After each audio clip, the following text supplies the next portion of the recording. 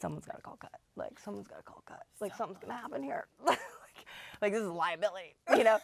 And one of them may not make it out yeah, alive. exactly.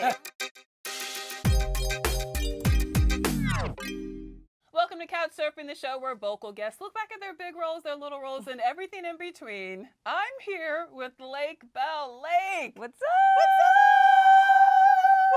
Let's see what's on. You ready? Yeah, I'm ready. Let's do all right, it. I'm comfortable. Oh no. Oh God. I'm 7 years old. Baby Bell. Back when I was 7, this is ER. ER. Oh God. Is my hair red? It's Oh, brown, she's so browner. shruggy. Okay, first of all, I'm 20, and this was my first job ever. Where were you when you found out that you'd landed this role? Because that's a huge deal. I have no idea where I was, but I just remember being like, I had to vomit my first day on set. It was a classic ER opener where it's like, you know, there's the steady cam going through. They've like a gurney coming through, behind, you know, all this stuff, people coming through. And then they end on me, and then I vomit into off camera. So they're like end on me, and then I have to be like, I don't feel well, and then so I had to hold like pea soup in my mouth. Really? Yeah. It was pea soup. It was pea soup. That's what they often give you for vomit. All right, up next. You're a very good lawyer, Oh God. Oh. but not good enough for Brutal. Savage! Look, see that? Yes? That's David Kelly actually firing me. You're firing me? He wrote that for me because, and he says, this is David Kelly saying, yes, you have done great work here, but we're firing you. This is when I got fired from Boston Legal. The big thing was, first of all, I just saw Candice Bergen, like this weekend. I was like, remember when you fired me? And she was like, Are you in on this? is this conversation happening? And she was very sweet because she was like the funniest person ever, but she totally fired me. This, basically, I'm crying there. See, I was really upset because I was a kid, and this was a big job for me. And you know, it happens on a David Kelly show. You know, you go and, you know, it was jazzed to be there, but then it was time for me to go. I don't think they knew what to do with my character. Everybody's got to get fired, okay? Right. You got to go through it. You know, we have kids. We're gonna have to tell them. It's like one day you might get fired someday, That's true. and that's okay. And at least you have Candice Bergen in the mix of your firing story. Yeah. I got like, fired from The Gap, and Candice was not there. Okay, but like, who was your supervisor? I don't know. I don't remember that. Yeah, bitch. Next up. Okay.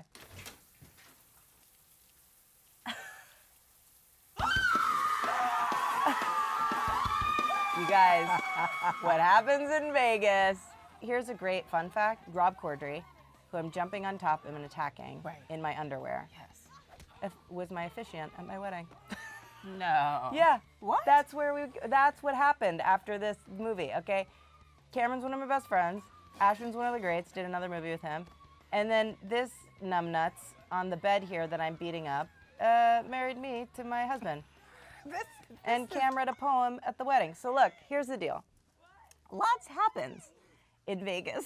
Oh, apparently. Everything happens in Vegas. There's a scene of Corddry, myself, Cameron, and Ashton in the chapel, and you see actually what happened that night.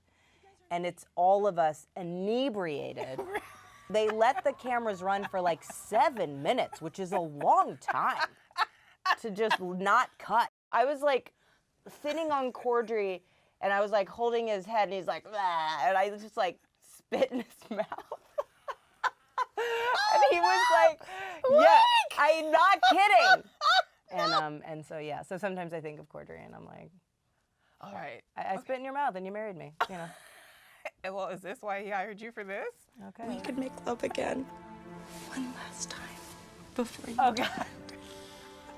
This is me not being able to actually gyrate, so we had to think of ways to make it look like we're having sexual intercourse. He's like Benjamin Button. Button, yeah, Right, so- Button-esque. So he's actually like, oh, and then she's gonna give birth or something. You guys, I don't know. It made sense at the time, slightly. Not like fully, but slightly. Prior to this, you were doing serious drama in London, and then you make this 180-degree turn in your career. I feel like I was doing drama, and then like Mismatch was kind of Right. like comedy. Right. But this is where But you this really is where I was, developed your absurdist. comedic muscles. Yeah, for sure. It's like comedy camp. You know, it was like a bunch of adults acting like they were 12. It's sad that we're not doing it anymore. We're doing Medical Police now, which is like a spinoff that Rob Hubel and Aaron Hayes star in, and so we all make an appearance in that, and it's a similar absurdist kind of thing. That'll be coming out soon.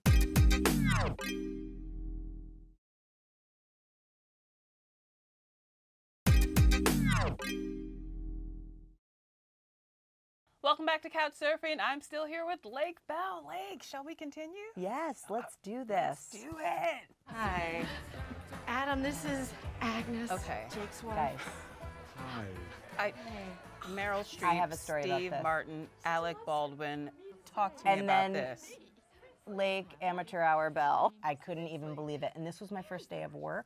Really? Yes, and both of Meryl and Steve are as if they're high on marijuana, and in the scene, and I'm supposed to be very high status. I could not hold it together, and Nancy Myers had to pull me aside and just be like, "You need to figure it out," because I felt so low status. I was like, "Sorry for being here." Like I just was too excited, and then I sort of started to understand that I had a right to be there. But I think, Meryl Streep, I grew up absolutely idolizing her, so I just like couldn't get it together, and then finally got it together. All right. You ready? I think so. What do we got? Oh, I saw that soup and I knew where we were going. You met your husband on this show. This is where I met my honey. I just Famed I'm tattoo artist Scott Campbell. How to Make It in America was very cool because they hired authentic New York figures and characters and like personalities to just play the people that they are. So my character gets a tattoo, and they were like, "Let's get that guy Scott Campbell." And I was like, "Whatever, it's fine. I don't know who that is because I'm not like clearly tattooed." And I walked into the makeup trailer and I saw him and I was like, "That's Smoke Show City." What the is that? Who is that person?